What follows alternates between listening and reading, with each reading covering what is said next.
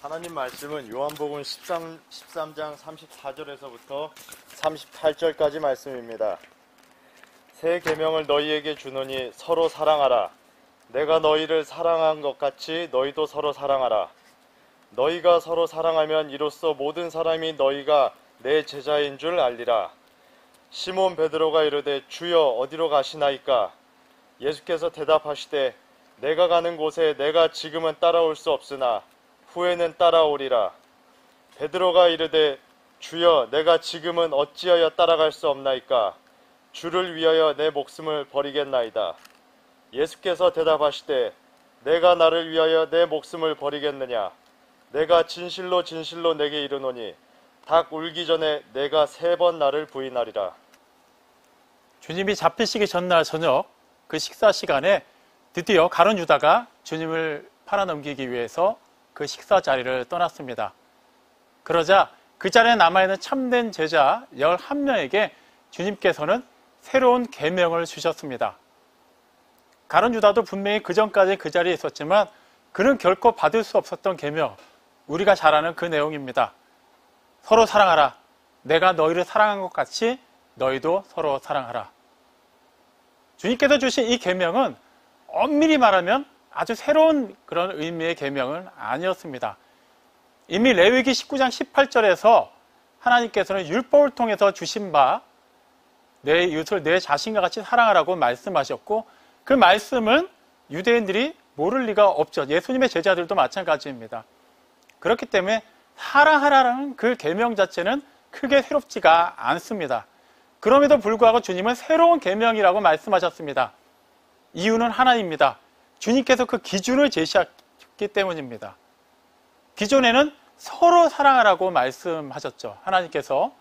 그러다 보니까 우리 사람들은 어떻게든 하나님의 말씀을 나한테 유리한 대로, 우리 사람 편에서 유리한 대로 해석하는 것을 참으로 좋아하다 보니까 그 본래의 의미를 쉽게 잊어버렸습니다. 내가 생각하는 정도의 사랑은 이 정도면 나는 그 이상의 사랑을 상대방에게 하지 않아도 된다고 여긴 것이죠. 마찬가지로 누군가한테 사랑을 기대할 때도 내가 생각하는 사랑 이상으로 받지 않으면 그것을 사랑으로 간주하지 않았습니다. 그러다 보니까 철저하게 하나님의 율법을 따라 사랑을 하면서도 사람들은 계산적으로 사랑을 할 수밖에 없었습니다. 그래서 바리새인들, 사두개인들이 그렇게 열심히 율법을 지키고 그 율법에 따라서 사랑을 행했음에도 불구하고 주님으로부터 책망을 받은 이유가 바로 거기 있었습니다. 그들은 철저하게 계산적이었습니다. 자신들이 정해놓은 그 기준과 규칙 안에서 의식적으로 드러나는 사랑의 행위만을 충분히 행했다고 여겨진다면 그것으로 하나님의 그 율법을 지켰다고 여겼고 그 이상의 사랑을 하려고 하지 않았습니다. 본래 하나님께서 주신 그 계명은 그 말씀 그대로가 완전한 사랑이었습니다. 그것은 이방인에게 주어진 계명이 아니라 하나님의 백성들, 이제 하나님 안에서 거룩하여지고 하나님의 자녀가 된 사람들에게 하나님의 그런 신적인 사랑을 받은 자답게 내 이웃을 내 자신과 같이 사랑하라고 주신 말씀이지만 이스라엘 백성들은 그 본래 정신을 완전히 무시해버렸죠. 그래서 주님께서는 새롭게 기준을 제시하십니다. 이제는 누구도 자의적으로 해석할 수 없도록 내가 너희를 사랑한 것 같이 서로 사랑하라고 말씀하셨습니다. 여기서 우리가 주목해야 되는 것은 이 말씀은 제자들에게 주어졌다는 것입니다.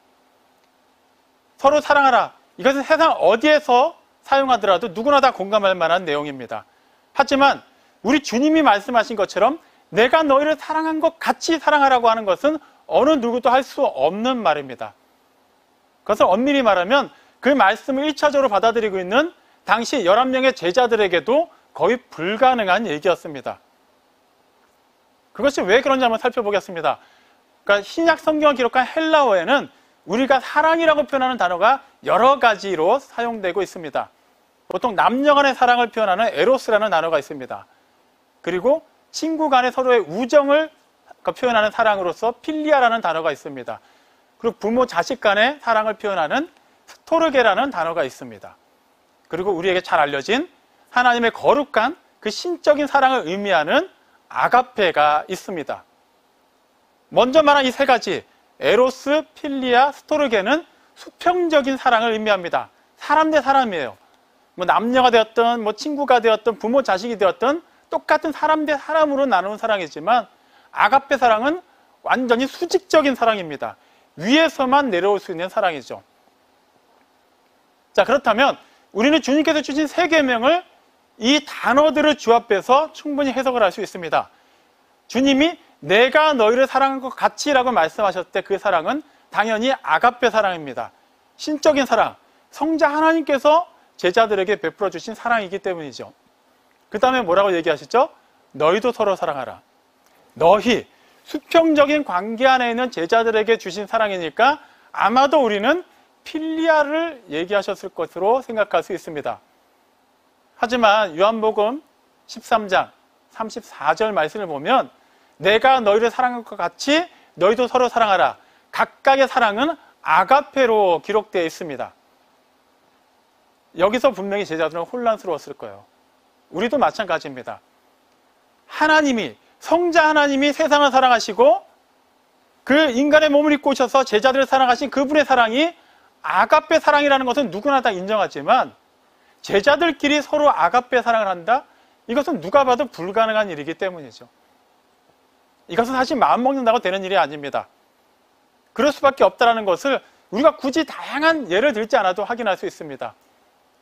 그럼 대표적인 예를 한번 들어보죠. 주님께서 이 세상에 오셔서 베풀어 주신 사랑은 전혀 계산적이지 않았습니다.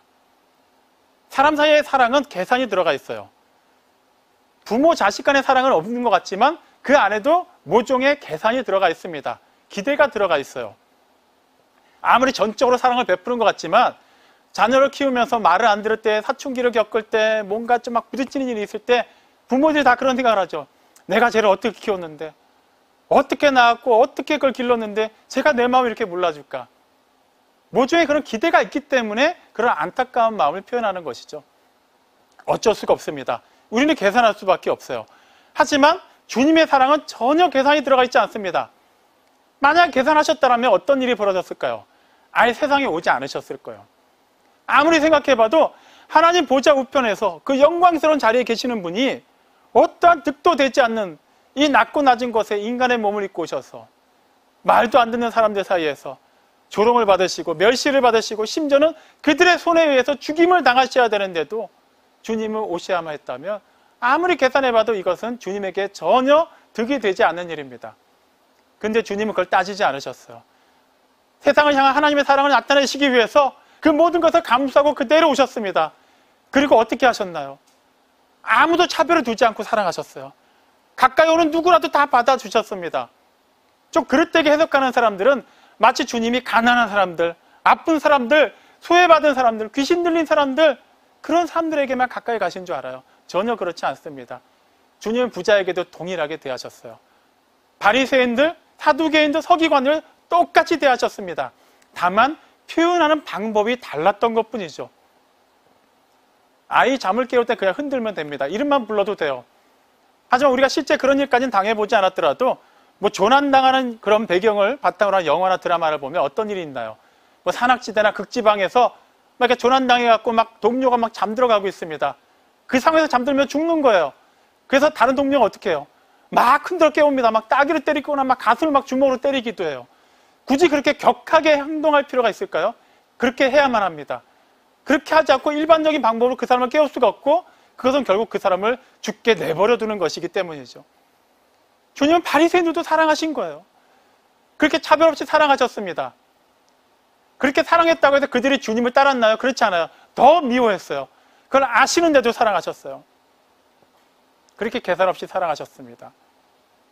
그리고 세상 오실 때, 그리고 사람들이 많이 주님을 따를 때 그들의 속마음을 다 알고 계셨죠. 드러나는 표적에 따라서만 그들은 주님을 따랐고, 그들이 원하는 표적이 계속해서 일어나지 않는다면, 그들이 원하는 그런 이상적인 정치적인 그런 여러 가지 어떤 액션이 취해지지 않는다면 그들은 그때마다 주님을 외면했습니다. 결과적으로 주님을 죽였죠. 제자들도 마찬가지예요. 주님은 제자들 택하실 때 그들이 나중에 어떻게 될지 다 알고 계셨어요. 그 중에 한 명은 주님을 배신할 겁니다. 11명도 크게 다르지 않아요. 결정적인 순간에 다 주님을 부인할 거예요. 그리고 주님이 그렇게 가르쳐 주시고 그렇게 사랑을 베푸셔도 그들 주님의 사랑을 온전히 깨닫지 못할 것입니다. 저도 주님과 함께하는 동안은 말이죠. 그런데도 그들을 차별하지 않고 사랑하셨어요. 끝까지 사랑하셨어요. 그리고 그들이 나중에 어떻게 주님을 부인할지 아셨지만 그들을 다 용서하셨죠. 그렇게까지 사랑하셨어요. 그리고 심지어는 당신의 모든 것을 내어주셨습니다. 누가복음 23장 34절 말씀을 보면 십자가에 달려서 그 고통 가운데 심지어는 한 번도 단절된 적이 없었던 성부 하나님과도 완전히 찢어진 그 상태에서, 그 괴로운 상태에서 주님이 뭘 하셨습니까? 당신을 조롱하는 사람들을 위해서 기도하셨습니다. 아버지, 저들의 죄를 사하여 주십시오. 마태복음 5장 44절에서 주님이 직접 말씀하신 것, 원수를 사랑하라, 너희를 박해하는 자를 위하여 기도하라는 그 말씀을 직접 본을 보이신 겁니다. 그렇게 사랑하셨어요. 자, 지금 주님과 마지막 식사를 하고 있는 그 11명의 남겨진 제자들, 주님의 그러한 사랑을 알 수 있을까요? 그러한 사랑을 실제 그들을 깨닫고 그 즉시 그 사랑을 베풀 수 있었을까요? 절대 그렇게 하지 못합니다. 그런데도 주님은 그들에게 내가 너희를 사랑한 것 같이 서로 사랑하라고 말씀하세요. 그렇다면 그들이 하지도 못하는 일을, 그런 굉장히 수고하고 무거운 짐을 그들에게 지우고 있는 것인가요? 그렇지 않죠. 주님은 그 이상을 다 알고 계시기 때문에 그렇게 말씀하신 겁니다. 그 이후에 어떤 일이 일어나나요? 비록 주님이 잡혀가실 때 그들은 다 도망갈 것이고, 주님이 분명히 죽으시고 부활하셨는데도 불구하고 그들은 낙심할 것이고 의심할 것이고, 그걸 다 알고 계셨지만 그 이후에 때가 되면 주님께서 약속하신 성령 하나님께서 그들에게 임하실 것입니다. 그리고 그 하나님께서는 그동안 계속해서 주님이 말씀하셨던 것을 그 제자들로 하여금 기억하게 하실 거예요. 그 말씀이 인격으로 그들 안에서 살아 역사하게 할 것이고, 그들이 그 삶으로 살아낼 수 있도록 이끌어 가실 것을 주님은 알고 계셨습니다. 그렇기 때문에 말씀하신 거예요. 물론 제자들은 그 상황에서는 그것을 깨닫지 못했죠. 우리는 먼저 이 부분에 한번 주목을 하고 살펴볼 필요가 있습니다. 하나님께서는 단지 그 당시 제자들에게만 내가 너희를 사랑한 것 같이 서로 사랑하라고 말씀하신 게 아니기 때문입니다. 제자된 우리 모두에게도 동일한 말씀을 주셨는데, 우리는 여기서 자꾸 한 가지를 놓치고 바라보기 때문에 그 계명이 부담스럽게 다가옵니다. 뭘 놓치고 있죠? 그것은 우리가 스스로 하는 게 아니라는 거예요. 제자들이 아무리 주님의 말씀을 들었다고 해도 그들은 그것만으로는 되지가 않았습니다. 주님이 함께 계실 동안에는 어떻게 되는 것 같았지만, 주님이 실제 사람의 몸으로 더 이상 그들과 함께하지 않으시면 그들은 그냥 오합지졸이 될 것을 누구보다도 잘 알고 계셨죠. 누가 하신 거예요? 예, 하나님이 하신 거예요. 성령 하나님께서 그들에게 임하셨기 때문에 하신 거예요. 그들을 통해서 말이죠. 우리도 마찬가지예요. 우리도 주님이 우리를 사랑하신 것 같이 서로 사랑한다라고 할 때 그것은 우리가 쥐어짜내는 사랑으로 하는 것이 아닙니다. 어느 정도 기준을 가지고 그 기준을 채워야만 주님이 원하시는 그 사랑을 했다고 말할 수 있는 것도 아닙니다. 각자에게 정해진 기준은 다 달라요. 그 범위도 다르고 대상도 다릅니다. 할 수 있는 방법도 다릅니다. 하지만 분명한 것은 하나님께서 우리 각 사람을 통해서 하신다면 그 상황과 그 대상과 그때는 전혀 중요하지 않다라는 것이죠. 마태복음 10장 8절 말씀을 보면 주님께서 제자들을 각자 이렇게 전도 여행을 보내시면서 이렇게 명령하십니다. 가는 곳마다 천국 복음을 전해라. 그리고 여러 가지 이적들을 행하라. 그런데 핵심이 뭐냐면 너희가 거저 받았으니 거저 주어라 라고 말씀하십니다. 실제 하는 건 그들이 하는 것 같아요. 그들이 직접 각자 정해진 곳으로 가서 그곳에서 어떤 사람을 만나고 어떤 상황을 만나든지 간에 하나님 나라의 복음을 전해야 됩니다. 그곳에 가난한 자들이 있다면 그들의 그 가난함을 같이 애통해하면서 위로할 수 있어야 되고, 귀신 들린 자가 있다면 귀신을 쫓아내야 되고, 병든 자가 있다면 병을 고쳐줘야만 해요. 하지만 그것은 그들이 하는 게 아니에요. 그들을 그곳으로 보내시고 그들로 하여금 그 일을 할 수 있도록 능력을 주신 주님이 하시는 겁니다. 그들을 거저 받은 거예요. 그들이 가지고 있는 능력을 하는 것이 아니기 때문에 주님께서 그들에게 주신 것 그대로 흘러가게만 하면 되는 것이죠. 주님은 그렇게 말씀하신 거예요. 마태복음 28장 마지막에 기록되어 있는 19절, 20절 말씀도 같은 맥락으로 우리는 이해해야 됩니다. 제자들에게 마지막으로 말씀하시죠. 너희는 가서 모든 족속을 제자로 삼아라. 아버지와 아들과 성령의 이름으로 세례를 주어라. 내가 너에게 분부한 것을 다 지키게 하여라. 그리고 마지막으로 뭐라고 얘기하십니까? 볼지어다 내가 세상 끝날까지 너희와 항상 함께 있을 것이다. 제자들에게 그냥 가는 곳마다 제자를 삼아라, 세례를 주어라, 그들에게 내가 너에게 분부한 모든 것을 가르치고 지켜서 행하게 해라. 굉장히 큰 짐을 지어주신 것 같지만 핵심이 뭡니까? 끝날까지 내가 너희와 항상 함께 할 것이다. 너희가 일하는 것이 아니라 내가 일한다고 말씀하시는 거예요. 우리도 먼저 그 사실을 알아야만 합니다. 내가 하나님의 일을 한다는 것은 사실은 내가 하는 게 아니에요. 내가 돈이 있으니까 헌금하는 것 같고, 내가 아직 청춘이 있고, 내가 아직 힘이 있고, 내가 아직 시간이 있기 때문에 예배 참석하고, 봉사하고, 전도하고, 기도하고 여러 가지 일들을 하는 것 같지만 실제는 그렇지 않습니다. 우리보다 돈이 더 많은 사람도 얼마든지 헌금 안 할 수 있어요. 더 건강하고 더 시간 많은 사람도 예배당이 아니라 다른 곳에서 자신의 그런 여러 가지 유익을 위해서 마음껏 살 수 있습니다. 그런데 우리는 왜 이 시간에 예배를 드리고 있습니까? 우리가 왜 이 시간을 구별하고 있습니까? 우리 스스로가 스스로 깨우쳤기 때문입니까? 아닙니다.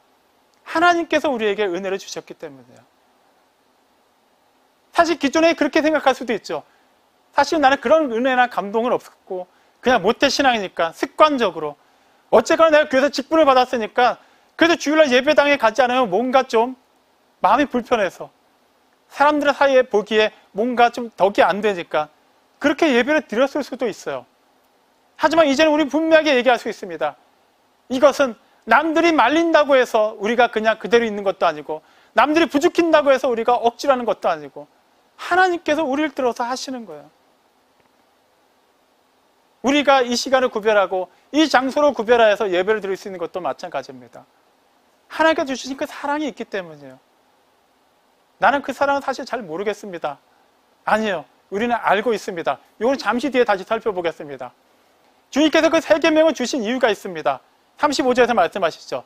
너희가 서로 사랑하면 사람들이 세상이 너희를 보고 너희가 내 제자인 줄 알 것이다. 그게 핵심이에요. 우린 반문할 수 있죠. 꼭 우리가 제자라는 것을 밝혀야만 합니까? 꼭 세상이 알아야만 하나요? 그냥 모르더라도 우리가 어쨌든 우리끼리 제자의 삶을 살면 되지 않을까요? 그럴 수도 있어요. 하지만 그렇게 된다면 어떠한 문제가 벌어집니다. 그 문제는 치명적인 결과를 초래하게 될 것이에요. 어떤 문제가 벌어질까요? 네, 세상이 우리를 보고 주님을 볼 수가 없게 돼요. 그게 뭐가 큰 대수일까요? 우리가 어떻게 주님의 제자가 되었습니까? 우리보다 앞선 누군가 하나님의 사랑을 받았고 그 사랑 안에 거하고 그 사랑의 가치라는 누군가가 그 사랑이 자신을 통해서 흘러가게 했고 그 흘러온 사랑으로 말미암아 우리가 하나님을 만났기 때문이에요. 마찬가지로 우리가 그 통로의 역할을 해서 하나님의 사랑이 우리를 통해서 흘러가게 하지 않는다면, 세상에 우리가 하나님의 제자인지를 알지 못한다면, 하나님의 자녀인 것을 알지 못한다면 눈에 보이지 않는 하나님, 영이신 하나님을 누가 알 수 있을까요? 세상은 이 사실을 모르기 때문에 폄하해서 얘기하죠. 예수쟁이들은 단지 교회 사람들을 모아서 그냥 헌금 많이 걷어가지고 자기네끼리 배부르려고 한다고 얘기합니다. 우리가 그러기 위해서 전도하나요? 그러기 위해서 신앙생활 합니까? 아닙니다. 우리가 원래는 어둠이었어요. 에베소서 5장 8절 뭐라고 얘기합니까? 너희가 전에는 어둠이더니 이제는 주 안에서 빛이라. 그러니 그 다음에 뭘 해야 돼요? 빛의 자녀답게 행해야 된다는 거예요. 누군가가 빛의 자녀답게 행했기 때문에 우리가 그 사람으로 말미암아 주님의 그 빛 안에 초청받게 되었어요. 이제는 우리가 주님의 자녀가 되었습니다. 우리가 빛의 자녀답게 행한다는 건 구체적으로 뭘 의미하는 것일까요? 주님이 산상수훈에 말씀하셨죠. 마태복음 5장 16절에 보면은 너희의 빛이 사람들 사이에 비치게 하여서 너희의 그 착한 행실을 보고 사람들로 하여금 하늘에 계신 너희 아버지께 영광을 돌리게 하라. 우리가 스스로 빛을 내는 것이 아니라 빛이신 주님 안에 이제는 옮겨졌고 그 안에서 주님의 빛이 우리를 통해서 비춰짐으로 말미암아 그 빛이 세상의 그 어두운 가운데 있는 사람들로 하여금 주님을 발견하게 하라는 것이죠. 착한 일을 한다는 것은 꼭 정해져 있는 어떤 특별한 일을 얘기하는 게 아니에요. 그냥 하나님의 그 착한 일, 하나님의 사랑이, 하나님의 은혜가 우리 통해서 드러나기만 하면 되는 거예요. 그러기 위해서 전제가 무엇인가요? 우리가 주님 안에 있으면 되는 거예요. 그 과정이 어떻게 이루어졌습니까? 우리보다 앞서 주님 안에 있었던 누군가를 통해서 우리한테까지 오게 됐잖아요. 그 다음에 우리가 주님 안에 있고 그 결과는 당연히 누군가가 우리를 통해서 주님을 발견하게 되는 것이에요. 그 가장 시금석이 되고 중요한 것이 무엇이냐? 사랑이라는 거예요. 무조건적인 사랑이 아니라 주님이 우리를 사랑하신 것과 같은 그 사랑을 얘기하는 거예요. 계산하지 않는 거예요. 의지적으로 기꺼이 희생을 감수하는 것입니다. 이쯤 되면 우리는 굉장히 부담이 되죠. 그럼 뭔가 주님이 우리의 사랑과 같이 사랑한다고 하면은 뭔가 되게 손해를 봐야 될 것 같고, 내 시간을 쏟아부어야 될 것 같고, 내 돈을 뭔가 더 쏟아부어야 될 것 같고, 내가 더 낮아져야만 될 것 같고, 다른 사람들은 그렇게 하지 않는데 나만 그렇게 해야 되는 것인가 고민이 될 수 있어요. 하지만 지난주에도 말씀드렸습니다. 주님이 말씀하신 내가 너희를 사랑한 것 같이, 그건 주님만이 하실 수 있는 사랑이에요. 착각하지 마세요. 어느 누구도 우리 스스로가 누군가를 위해 대신 죽어준다고 해서 그 사람을 살릴 수가 없어요. 잠깐 이 세상에서의 삶을 연장하게 할 수 있어요.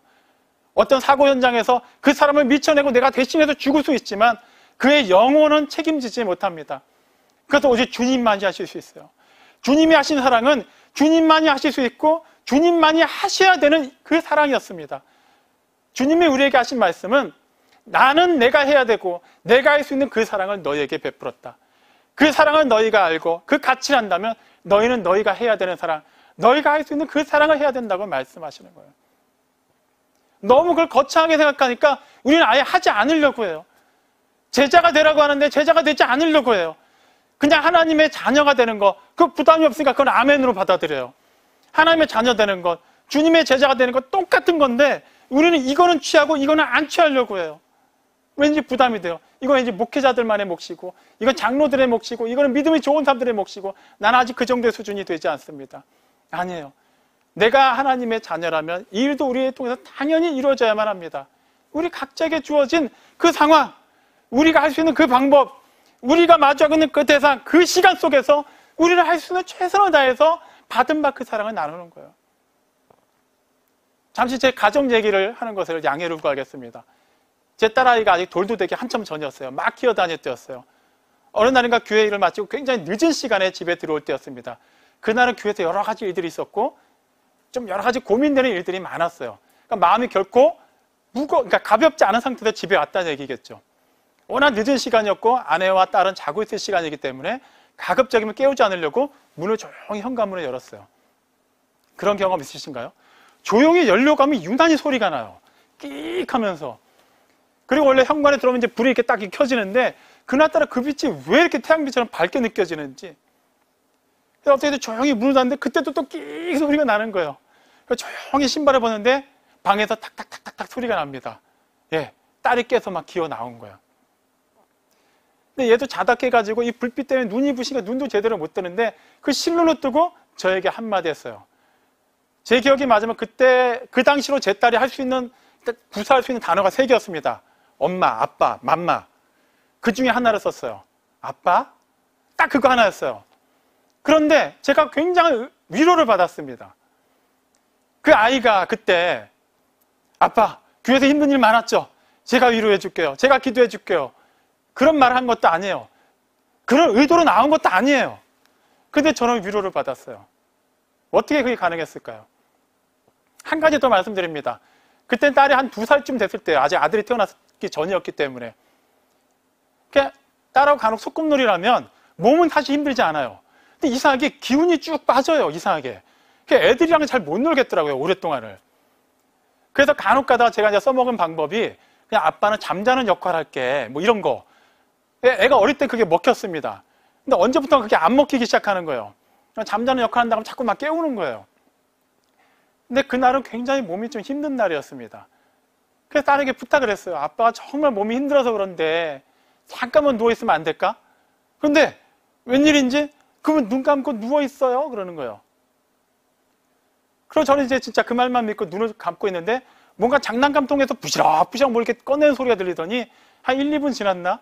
저한테 아빠 눈을 뜨세요. 그러는 거예요. 아, 또 소꿉놀이 하자는 얘기구나. 사실 이렇게 아주 내키지 않은 상태로 눈을 떴습니다. 그때 제 눈앞에 펼쳐진 게 뭐였냐 하면 장난감 접시 위에 장난감 옥수수들이 놓여 있었어요. 제가 굉장히 위로를 받았습니다. 왜 그랬을까요? 제가 옥수수를 굉장히 좋아하거든요. 딸이 그걸 알았던 거예요.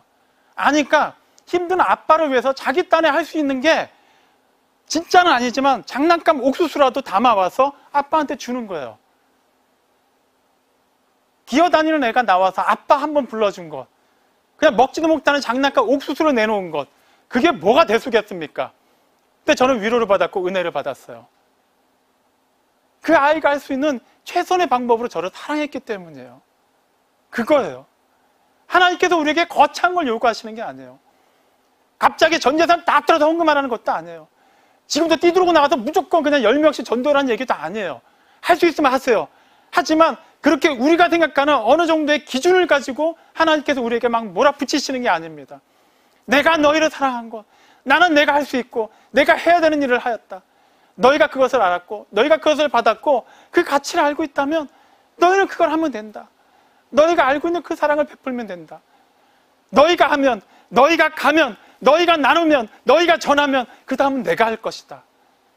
그 열매에 대해서 너희가 신경 쓰지 마라. 하는 데까지 하라고 얘기하시는 거예요. 성령의 열매가 기록되는 갈라디아서 5장 22절. 뭐가 제일 먼저 나오는지 아십니까? 사랑입니다. 사랑은 우리가 인위적으로 쥐어짜서 나오는 게 아니에요. 세상은 그렇게 사랑할 수 있어요. 남녀 간에 그렇게 사랑할 수 있어요. 친구들 간에 사랑할 수 있어요. 부모 자식 간에 사랑할 수 있어요. 하지만 하나님이 주신 그 아가페 사랑은 오직 성령 안에 있는 사람에게만 가능한 일이에요. 우리가 스스로 할 수 있는 일이 아닙니다. 그럼 우리는 여기서도 얼마든지 핑계거리 찾을 수 있죠. 제자들은 오순절 마가다락방에서 성령님이 임하셨고 충만한 능력을 입었으니까 그 다음부터는 주님을 부인하지 않고 담대하게 목숨을 내놓고 그렇게 사랑을 전하고 복음을 전했지만 나는 그렇게 감동적인, 그렇게 역동적인 성령의 체험을 받지 못했습니다. 그런 은사를 받지 못했습니다라고 얘기할 수 있어요. 과연 그럴까요? 우리 자꾸 성령이 임재하시고 성령이 내주하신다라고 하면 뭐 꼭 방언을 해야 되고 꼭 무슨 병을 고쳐야 되고 귀신을 쫓아내야 되고 뭐 예언을 해야 되고 그런 가시적인 것만을 생각하기 쉽죠. 그거는 성령의 그런 은사입니다. 다시 말하면 성령의 주권으로 주시는 것이지 우리가 방언 주세요 한다고 해서 무조건 방언 주는 것이 아니고 내가 병 고치는 은사를 사모합니다라고 40일 금식 기도한다고 해서 무조건 주는 게 아니에요. 그건 전적으로 성령 하나님께서 그분의 주권대로 주시는 겁니다. 하지만 성령께서 임하시면 분명하게 드러나는 역사가 있어요. 그거는 모든 사람에게 예외가 없습니다. 무엇일까요? 여러분에도 그것이 있을 것입니다. 자, 먼저 우리는 하나님의 사랑 안에 우리가 거한다는 것을 다시 한번 확인하고 넘어가 보겠습니다. 정말 우리가 하나님의 사랑 안에 있다는 것을 우리는 어떻게 알 수 있죠? 수많은 성경 구절도 다 인용하지 않겠습니다. 요한복음 1장 12절 영접하는 자, 곧 그 이름을 믿는 자에게는 하나님의 자녀가 되는 권세를 주셨다고 기록되어 있죠. 우리는 원래 하나님의 자녀가 아니었어요. 원래는 어둠이었어요. 그런데 우리가 예수님을, 말씀이 육신이 되어 오신 성자 하나님을 나의 주님으로, 나의 그리스도로 믿고 영접하기만 하면 우리는 하나님의 자녀가 된대요. 어떻게 이게 가능하죠? 이게 상식적으로 이해가 되시나요? 저는 이해가 안 됩니다. 저는 이걸 과학적으로 설명할 수 없어요. 어떻게 이게 믿어지는 거죠? 여러분, 이게 믿어지십니까? 여러분은 정말 예수님이 주님과 그리스도가 되십니까? 그렇다면 우리는 하나님의 자녀가 된 것이에요. 우리는 본래 하나님의 자녀가 될 수 없는 허물과제로 죽어있고 하나님께 너무나도 그런 혐오스러운 존재였어요. 그냥 그 자체로 멸망 가운데 놓여있는 존재였어요. 그런데 어떻게 우리가 하나님을 아버지라고 부를 수 있게 되었습니까? 로마서 5장 8절은 기가 막히게 기록해놨어요. 우리가 아직 죄인이었을 때 그리스도께서 우리를 대신하여 죽으심으로 말미암아 우리를 향한 하나님의 사랑을 나타냈다고 기록하고 있습니다. 우리가 죄인인지도 모를 때, 죄인인지 설사 알아도 어떻게 스스로 구제할 수 없는 그 상황에 있을 때 이미 그 모든 것 이전에 주님께서 우리를 대신해서 죽으시고 하나님께서 그 대속의 죽음을 보시고 우리를 보신 게 아니라 당신의 사랑하는 아들이 우리를 대신해서 죽은 그 죽음을 보시고 그 피를 보시고 그 의를 보시고 우리를 당신의 자녀로 삼아주셨어요. 우리가 한 거 아무것도 없어요. 이렇게까지 우리 사랑하세요. 다시 성령님의 그 은혜, 우리가 어떻게 성령님의 임재 안에 있는가? 자, 이 사실을 믿는다면 우리가 하나님의 은혜 안에 있다는 것을 믿고 하나님을 아버지라고 부를 수 있고 예수님을 주님으로 그리스도로 고백할 수 있다면 어떻게 이것이 성령님의 임재와 관련이 되는가? 고린도전서 12장 3절 말씀에 분명히 기록되어 있습니다. 성령에 의하지 않으면 누구도 예수님은 주님입니다라고 말할 수 없다고 기록되어 있습니다. 다시 묻습니다. 여러분은 예수님이 여러분의 주님과 그리스도 되심을 믿으십니까? 그렇다면 우리는 하나님의 자녀요. 우리는 성령님의 임재와 내주 안에서 그 은혜와 사랑 안에 있는 자들이라는 것을 인정하는 것입니다. 우리가 인정하는 것이 아니라 하나님이, 성부 하나님이, 성자 하나님이, 성령 하나님이 우리를 대신해서 그 모든 것을 증명해 주고 계시는 겁니다. 이 사실을 알았음에도 불구하고 제자들은 그 수준을 당장 깨닫지 못했어요. 베드로가 뭐라고 얘기합니까? 제자들과 똑같은 상황에서 대표로 얘기한 거예요. 주님 어디로 가십니까? 주님 어디로 가십니까? 주님께서 좀 전에 뭐라고 얘기하셨어요? 너에게 새 계명을 주노라. 근데 그가 얘기한 것은 어디로 가십니까? 지금 분위기를 보아하니 뭔가 이 새 계명을 주시고 멀리 떠나실 것 같은 거예요. 따라가겠습니다. 어디까지 따라가겠습니다. 베드로는 장소를 물어봤어요. 그럼 주님은 뭐라고 대답하셔야 됩니까? 장소로 대답하셔야 돼요. 나 몇 시간 후면 골고다 언덕으로 간다. 하지만 지금은 너가 나를 따라올 수 없다. 지금은 너희가 나와 같이 십자가에 달릴 수가 없다. 하지만 후에는 너희도 똑같이 순교당할 것이다. 뭐 이렇게 얘기하시면 되는데 주님은 지금은 너가 나를 따라올 수 없다. 나 있는 곳에 올 수 없다. 하지만 후에는 따르게 될 것이다 라고 말씀하세요. 왜 장소로 물어봤는데 시간으로 대답을 하셨을까요? 이것은 우리에게도 동일하게 주시는 말씀입니다. 지금 이 시간은 너는 나를 따라서 십자가로 가는 것을 신경 쓸 때가 아니라고 말씀하시는 거예요. 내가 방금 전에 뭐라고 얘기했느냐? 내가 너희를 사랑할 것 같이 서로 사랑하라고 얘기하지 않았느냐? 지금 너가 생각해야 되는 것은 내가 너희를 사랑한 것 같이 서로 사랑하는 것이다 라고 말씀하시고 계시는 거예요. 우리에게도 동일하게 말씀하세요. 우리가 지금 해야 되는 것은 어디서 예배를 드려야 되느냐? 어떤 식으로 예배를 드려야 되느냐? 이 코로나 시국에 어떤 방향의 예배를 모색해야 되느냐? 이런 게 중요한 것이 아니라 실제 우리를 통해서 하나님께서 우리에게 베풀어 주신 그 사랑이 우리 사이에 드러나고 있는지를 지금 당장 먼저 확인해야 된다는 거예요. 개신교 그 하나의 이름으로, 예수 그리스도라는 하나의 이름으로 얼마나 많은 파벌이 나눠지고 있습니까? 지금도 나눠지고 있죠. 심지어는 같은 교회 안에서도 우리는 다양한 이유를 가지고서 나눠지고 있어요. 말도 안 되죠. 소득 수준이 달라도 나눠집니다. 학력 수준이 달라도 나눠져요. 고향이 달라도 나눠지고, 정치관이 달라도 나눠지고, 남녀가 나눠지고, 나이에 따라서 나눠져요. 어떻게 우리가 이렇게 될 수가 있죠? 이런 교회를 보고 세상이 과연 저들이 말하는 하나님이 살아계시다 말할 수 있고, 저들이 말하는 하나님은 사랑이라고 말할 수 있을까요? 너희가 서로 사랑하면 사람들이, 세상이 너희를 보고 너희가 내 제자인 줄 알리라라고 말씀하신 그 말씀이 지금도 유효하다면 우리는 어떻게 해야만 할까요? 우리부터 서로 사랑해야 되지 않겠습니까? 내가 받은 바 주님의 그 사랑이 있다면 내 안에 그 다함 없고 모자람이 없고 그 끊이지 않는 그 생수의 강이 계속해서 흘러나오고 있다면 그것으로 상대방을 살릴지언정 왜 우리는 그것을 가둬놓고 상대방을 오히려 더 말라 비틀어 죽게 만들고 있는 것이죠. 사랑하는 성도 여러분, 진실로 우리가 하나님의 은혜 안에 있다면, 하나님의 사랑을 받았고 그 영원한 사랑 안에 거하고 있다면 우리 통해서는 하나님의 사랑이 드러나야만 합니다. 우리가 하는 게 아니에요. 하나님이 하십니다. 그렇기 때문에 우리는 최우선적으로 하나님 안에 거해야 돼요. 내가 주님이 나를 사랑하신 것 같이 사랑하겠습니다. 그 이전에 반드시 기억하십시오. 내가 먼저 하나님 사랑 안에 있어야만 합니다. 그 다음에 가족을 사랑할 수 있어요. 우리 교인들 서로 사랑할 수 있어요. 이웃을 사랑할 수 있어요. 세상을 사랑할 수 있고 이 자연을 사랑할 수 있는 겁니다. 나만이 있는 것이 아니라 하나님의 사랑 안에 있는 내 가족과 우리 교우들과 또 이웃들과 세상에서 그 수많은 잃어버린 바 된 영혼들을 생각할 때 우리가 어떻게 그들을 사랑하지 않을 수 있습니까? 내가 받은 그 사랑 혼자 가두려 하지 마십시오. 하나님의 그 사랑 안에서 누리는 것에 만족하지 마십시오. 아낌없이 나누시기 바랍니다. 그 결실은 하나님께서 맺으십니다. 내가 생각한 그 결실 기대하지 마십시오. 우리가 해야 되는 일은 가라고 하면 가는 것이고, 전하라고 하면 전하는 것이고, 나누라고 하면 나누는 것이에요. 할 수 있는 데까지 우리가 받은 것, 우리가 깨달은 것, 우리가 체험한 것, 우리가 누리고 있는 것, 우리가 실제 사라지고 있는 그것을 드러내기만 하면 됩니다.